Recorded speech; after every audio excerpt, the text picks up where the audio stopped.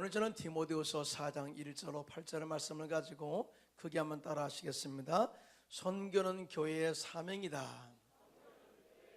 선교는 교회의 사명이다. 이러한 제목으로 은혜의 말씀을 나누고자 합니다.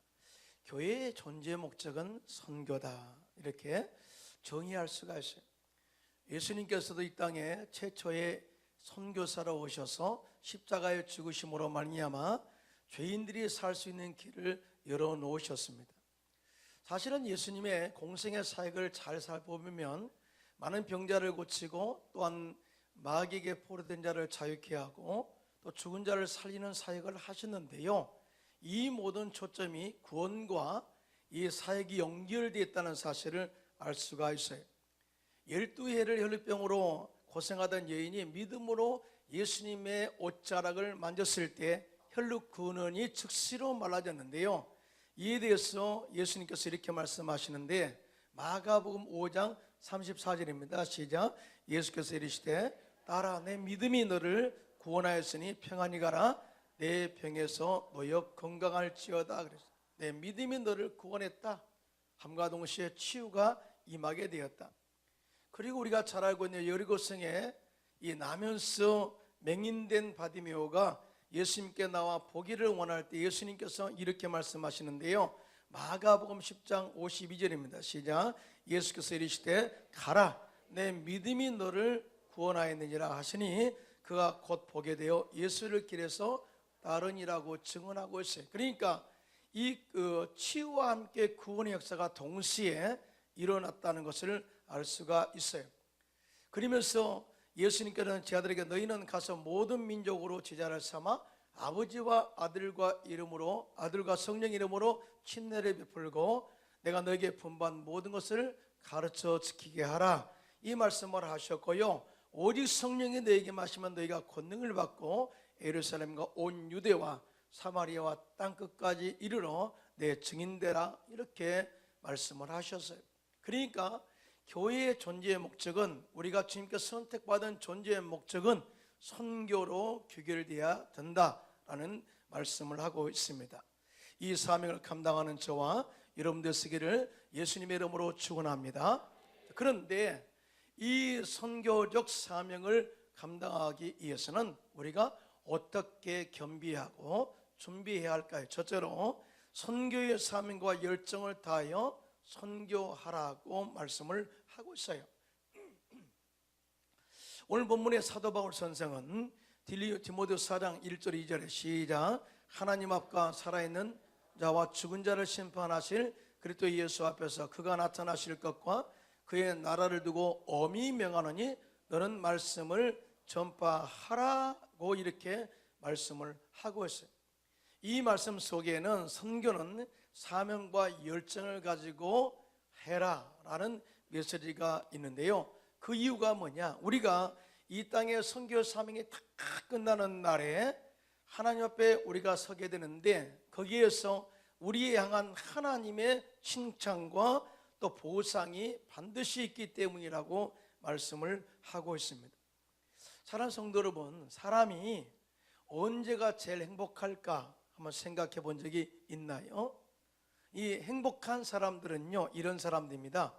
자신이 하는 일이 가장 소중하고 가장 가치 있는 일이라고 생각한 사람들이, 사실은 이런 사람들은 이 일을 완수함에 있어서 생명조차도 귀한 것으로 여기지 않아요. 다시 말해서 목숨 바쳐 이 일을 하겠다는 각오가 있는 사람이죠.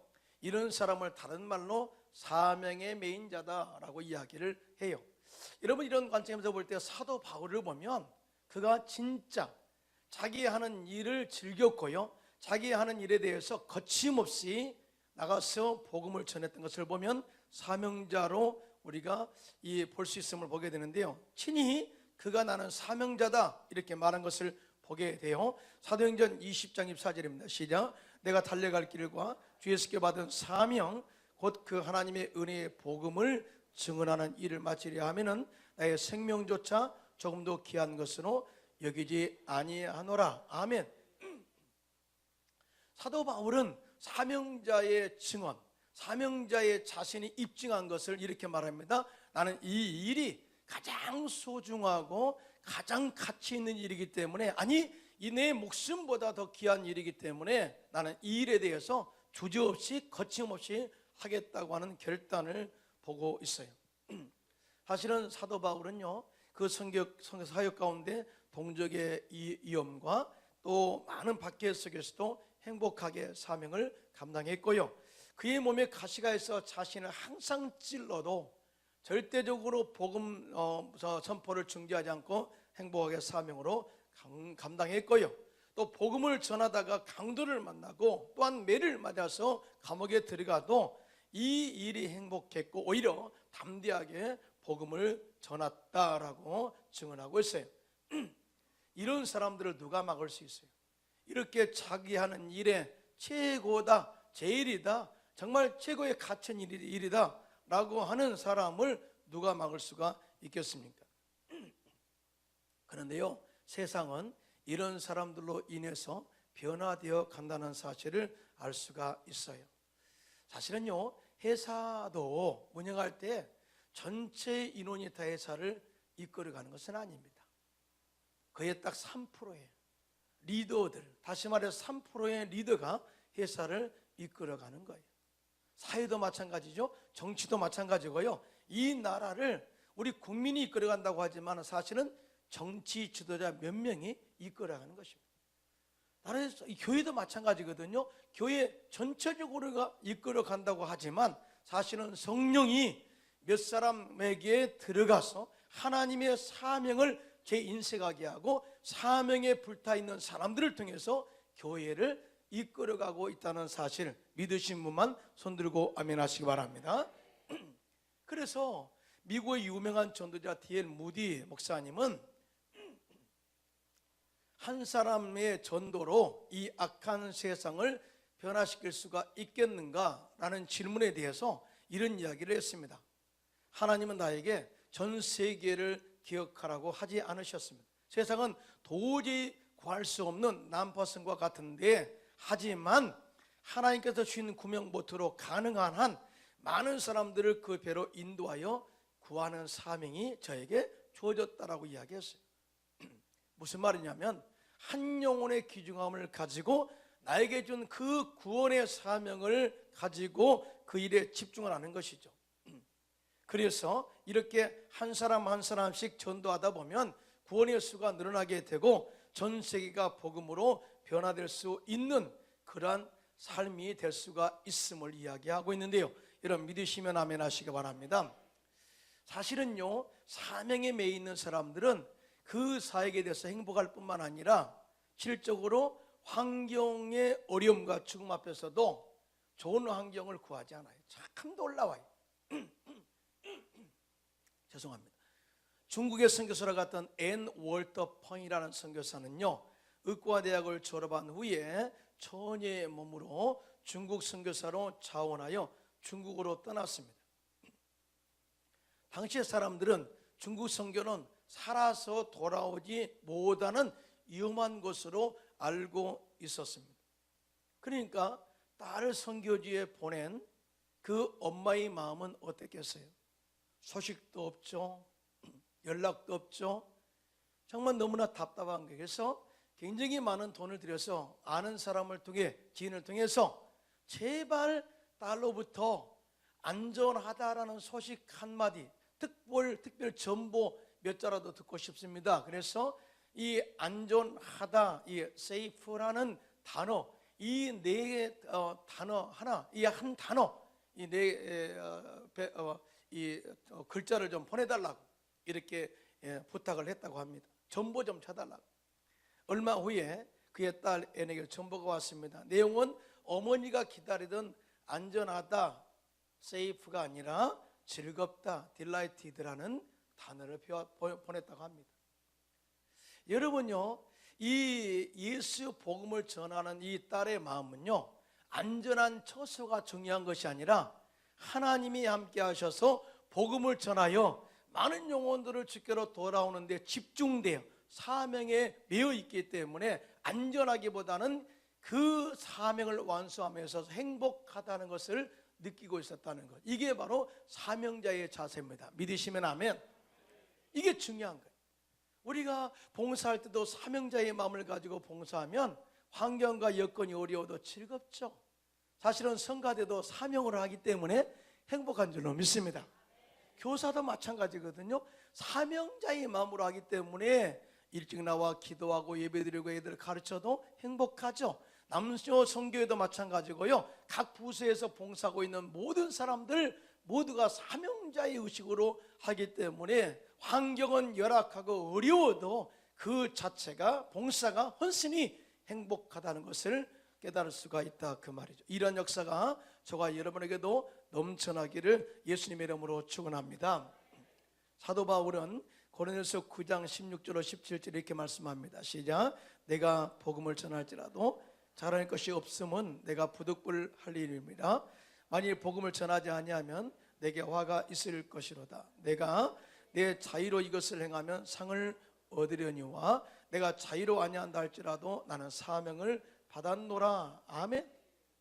사도 바울은 이 복음 전파 선교 사역에 있어서 부득불할 일이다, 빚진 자의 심정으로 사역했고요. 또 뿐만 아니라 이 모든 일에 대해서 자의로 스스로 사역함으로 하나님의 상급이 있음을 기대하고 있는 것을 보게 됩니다.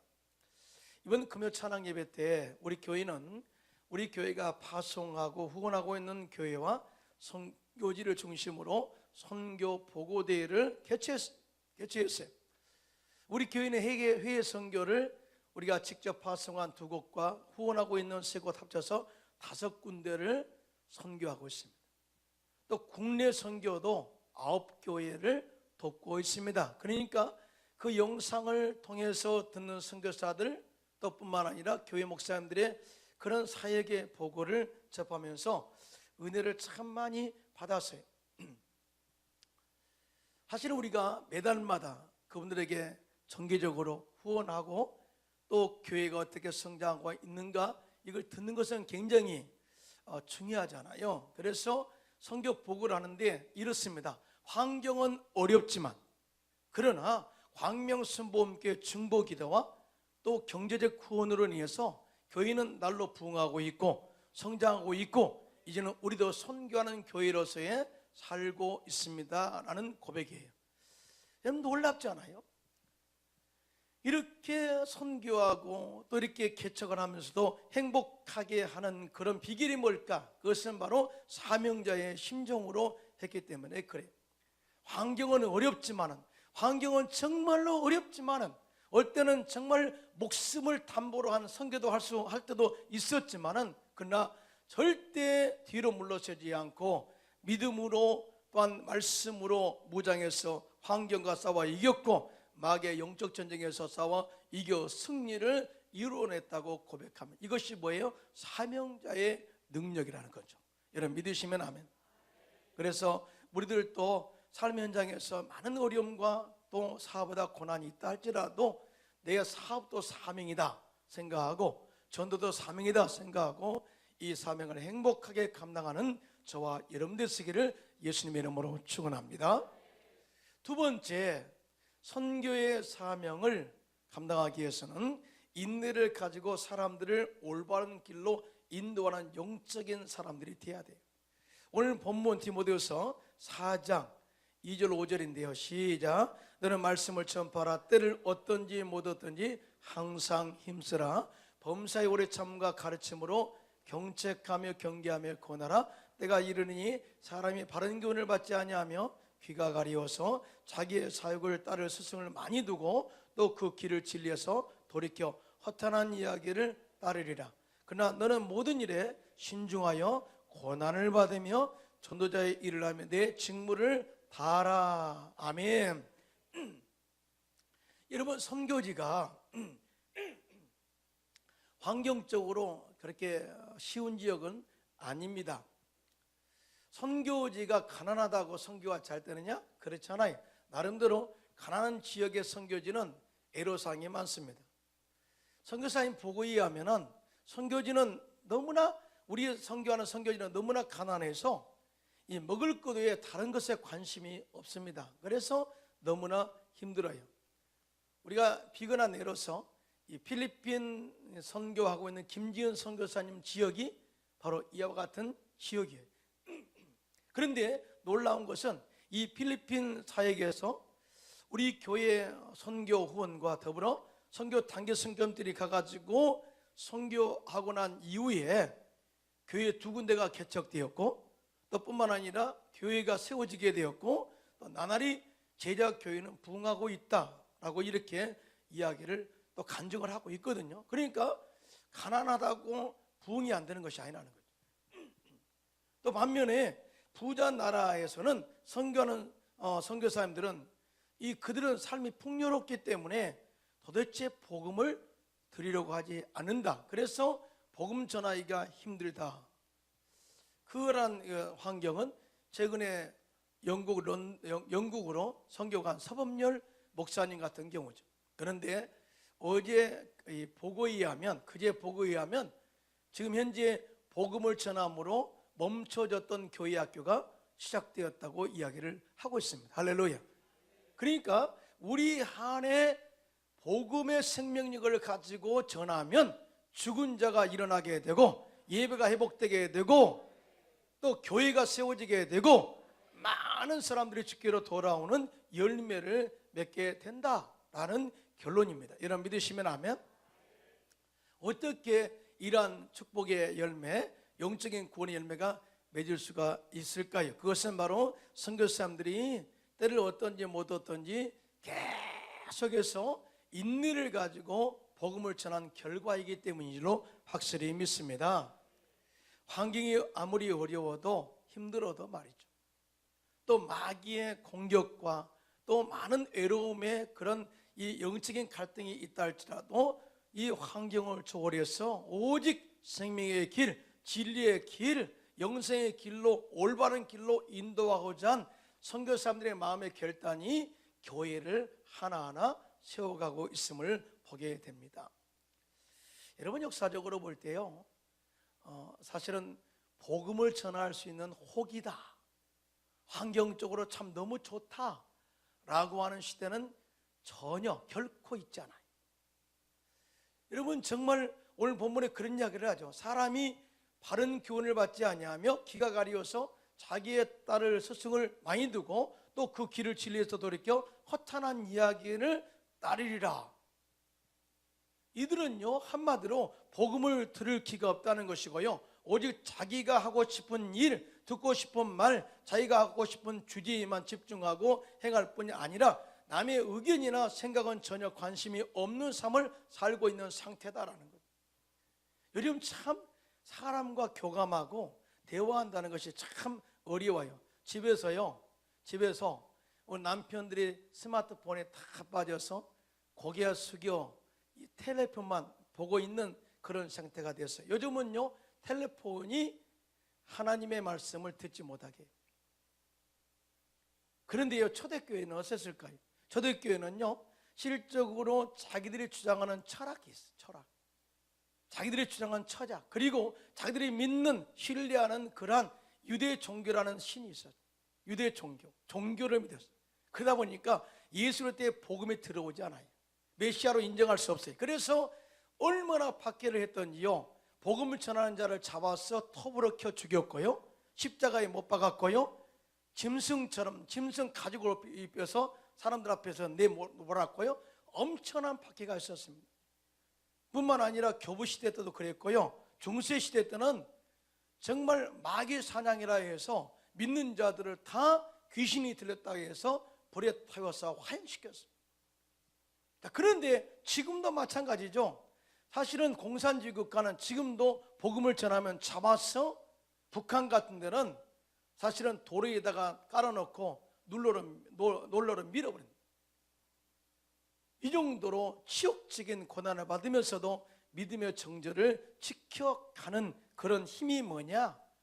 그 마음속에 있는 복음에 대한 열정, 사명, 또 하나님의 은혜, 사랑, 이 축복이라는 사실, 은혜가 있다는 사실 절대 잊지 않기를 예수님의 이름으로 축원합니다. 자, 그런데 이런 환경 속에서도 복음은 꾸준하게 전해지고 있다는 거죠. 왜 그래요? 이 복음이라는 것은 환경의 지배를 받지 않아요. 환경에 오히려 환경을 정복하고 다스리고 나간다는 이 영적인 권세가 여기에 있다는 사실을 절대 믿게 되시기를 예수님의 이름으로 축원합니다. 여러분, 선교 사명을 감당하는 것은 환경이 문제가 아니라 우리의 마음의 문제라는 거예요. 마음이 결단하고 나가면 환경은 우리 앞에 무릎을 꿇게 되는데, 우리가 환경에 두려워하면 환경에 우리가 지배를 받고 잠잠할 수밖에 없다라고 이야기합니다. 그래서 사실은요, 순회 선교단 김영효 선교사님 이런 이야기를 했습니다. 복음은 관념이나 지식이 아닙니다. 생명이자 실제입니다. 행동하지 않는 신앙은 참 신앙이 아닙니다. 하는 척 하는 신앙을 버려야 합니다. 우리가 문제가 뭐냐면 신앙 있는 것처럼 행동하는 건 아주 안 좋은 신앙이라는 거예요. 성령이 없으면서 성령이 있는 것처럼 행동하는 것은 안 좋다는 거죠. 우리가 믿음이 없으면서도 믿음이 있는 것처럼 사는 것은 안 된다는 거죠. 우리 안에 예수로 인하여 생명력이 넘쳐나게 되고, 예수로 대해 복음을 해서 마귀의 진을 파하고 또 많은 영혼들을 구원하는 역사가 실제적으로 일어나야 그것이 바로 선교다라고 정의할 수 있다는 것이죠. 여러분 믿으시면 아멘. 그래서 WEC 선교의 창립자인 C.T. 스터튼은 말하기를 전도와 선교는 환경과 조건을 초월한 당연한 사역이다라고 이야기를 하고 있어요. 사는 성도 여러분, 우리가 선교를 믿음으로 한다 이렇게 이야기하고 있어요. 그런데요, 믿음의 역사가 얼마나 강력한지 여러분 아십니까? 많은 사람들이 믿습니다. 그런데 믿음의 주체를 알지 못할 때가 참 많이 있는 것을 보게 돼요. 믿습니까? 그러면 예, 믿습니다. 뭘 믿어요? 잘 될 것을 믿습니다 그러더라고요. 그게 아니고요, 믿음의 이 근원이 있어요. 믿음의 근원은 십자가의 능력입니다. 할렐루야. 크게 아멘 합시다. 여러분, 십자가를 믿지 않으면 절대 믿음이라고 말하지 않아요. 잘 될 거 믿습니다. 그건 신념이에요. 희망사항이고요. 그런데 예수 안에서 잘 될 것을 믿습니다. 그러면 이거는 믿음이에요. 예수가 빠진 믿음은 아무 의미가 없어요. 도대체 예수님께서 십자가에서 어떤 역사를 이루셨길래 우리가 십자가를 꼭 붙들고 믿어야 되느냐? 중요한 것은 이것입니다. 예수님께서 십자가에서 마귀의 일을 멸하셨어요. 크게 아멘 하시기 바랍니다. 이 말은 뭐냐? 옛날에 우리가 마귀의 종이었는데 우리가 예수를 믿음으로 말미암아 하나님의 자녀가 되는 권세로 살게 되었다는 확신이죠. 믿으시면 아멘. 이게 없으면 안 돼요. 뿐만 아니라 예수님께서는 십자가에서 우리의 모든 죄를 사하시고 용서받은 의인 되게 만드셨어요. 이게 중요한 거예요. 나는 죄인이 아니라 용서받은 의인이다. 이 말은 내가 하나님 앞에 예수 그리스도의 십자가의 은혜를 힘입어 당당하게 서서 구할 수 있는 자격을 부여한 것이다. 기도가 힘이 있잖아요. 그래야. 뿐만 아니라 하나님께서는 우리의 삶의 저주를 끊으시고 아브라함의 복을 받게 하셨습니다. 이거는 엄청난 축복이거든요. 잘 될 거야. 이것도 중요하지만은 예수 안에서 하나님이 저주를 끊으시고 이제는 아브라함을 받게 됐다는 확신을 가지고 꿈을 가지고 기도하는 영적인 사람들이 되시기를 예수님의 이름으로 축원합니다. 확신 있게 기도해요. 이게 믿음이란 말이에요. 그 다음에 뿐만 아니라 예수님께서 십자가에서 죽으시고 채찍에 맞음으로 너희가 나음을 입었다. 우리의 모든 질병을 치료해서 건강한 삶을 살도록 만들어 버리셨습니다. 할렐루야. 그러니까 우리는 절대 아프면 안 돼요. 아프면 기도해서 치료 안 받고 영적 건강, 육적 건강을 가지고 살아야만이 하나님이 십자가에서 죽으신 의미가 온전하게 우리 가운데 이루어지는 것입니다. 할렐루야. 그리고 지옥에서 생명으로 영생을 얻게 하셔서 이걸 믿는 거예요. 이 선교사에게서는 이런 역사가 강력하게 나타나는데 한번 볼까요? 마가복음 16장 15절로 18절 시작. 또 이르시되 너희는 온 산에 다니며 만민에게 복음을 전파하라. 믿고 침례를 받은 사람은 구원을 얻을 것이요 믿지 않는 사람은 정죄를 받으리라. 믿는 자들에게는 이런 표적이 따르니 곧 그들은 내 이름으로 귀신을 쫓아내며 새 방언을 말하며 뱀을 집어 올리며 무슨 독을 마실지라도 해를 받지 아니하며 병든 사람에게 손은 온전적 나으리라 하시더라. 아멘. 이것이 관념이 아니라는 거예요. 실제라는 거예요. 실제. 정말 믿음으로 기도하면 실제 우리의 삶 현장에서 이러한 역사가 선교 현장에서도 우리 여러분의 삶 가운데도 나타난다는 사실을 믿으시기를 예수님의 이름으로 축원합니다. 이게 중요한 거예요. 이런 믿음 가지고 나간 사람은 누가 맡겼어요? 이런 이 열정과 사명이 회복돼야 돼. 그리고 내가 올바른 길을 살아가면서 올바른 길로 인도하는 것이 선교라는 거예요. 그 다음에 세 번째, 선교 사명을 감당하기 위해서는 상급을 기대하는 소망을 가지고 선교해라, 이렇게 권면하고 있어요. 디모데후서 4장 6절로 8절 본문입니다. 시작. 전제와 같이 내가 벌써 부어지고 나의 떠날 시각이 가까웠도다. 나는 선한 싸움을 싸우고 나의 달려갈 길을 마치고 믿음을 지켰으니 이제 후로는 나를 위하여 의의 멸관이 예비되었으므로 주곧 의로우신 재판장이 그날에 내게 주실 것이며 내게만 아니라 주의 나타나심을 사모하는 모든 자에게도니라. 아멘. 저는 오늘은요 참 사도 바울이 너희는 하나님 앞과 그의 나타나실 예수 그리스도의 앞에 설 것을 생각하면서 때를 얻든지 못 얻든지 말씀을 증거하라 라고 하면서 결론적으로 이런 자들에게는 의의 면류관이 예비되어 있다라는 소망을 이야기하고 있습니다. 사실은 예수님의 십자가는 소망입니다. 여러분 믿으시면 아멘. 그러면서 이 소망인데 이렇게 합니다. 성경에 예수님께서 사망 권세를 이기시고 예수님께서 십자가에서 모든 죄와 저주와 질병을 치료하시고 다 죽으셨는데 또 죽으신 지 3일 만에 사망 권세를 이기시고 부활하심으로 말미암아 모든 민자의 첫 열매가 되셨고 또 산소망이 되게 하셨다. 산소망. 이 소망이라는 것은요 장차 있을 뿐만 아니라 현재 우리의 삶 속에서도 소망은 계속되어진다는 의미예요. 아멘을 이렇게 안 하세요? 이해가 안 되셨어요? 그러니까 예수 그리스도에 통한 하나님의 축복과 소망은 장차 천국에서도 있지만 상급으로 있지만 그러나 이 땅에 살아갈 동안에도 사업장에서 직장에서 우리 가정에서 계속해서 소망의 열매는 맺게 되어 있다 이 말이죠. 이해가 되시면 아멘. 이 얼마나 중요해요.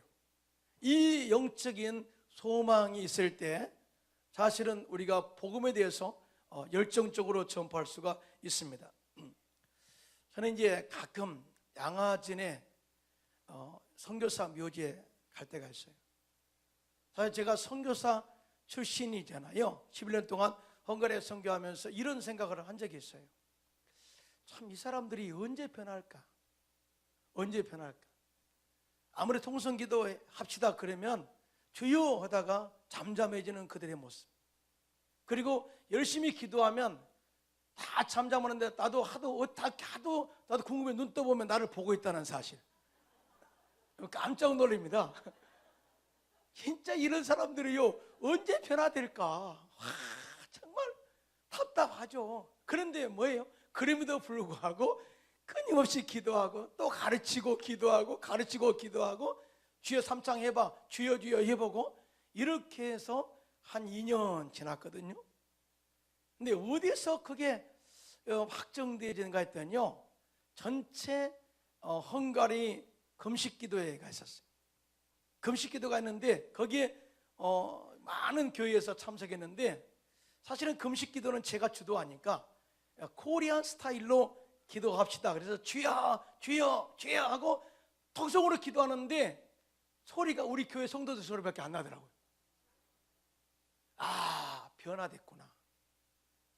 이렇게 아무리 전에도 열심히 가르쳐도 변화가 안 된 것처럼 보이는데 끝까지 소망을 가지고 희망을 가지고 가르쳤더니 때가 되니까 변화되어지고 일꾼이 되고 죄종도 되고 거기에 또한 장로님도 나오고 집사님도 나오고 그렇게 되더라는 거예요. 사실은 양화진에 현재 묻어있는 선교사님들은요 이 땅 가운데서 현재 그들의 삶 그 환경에서는 소망이 없었어요.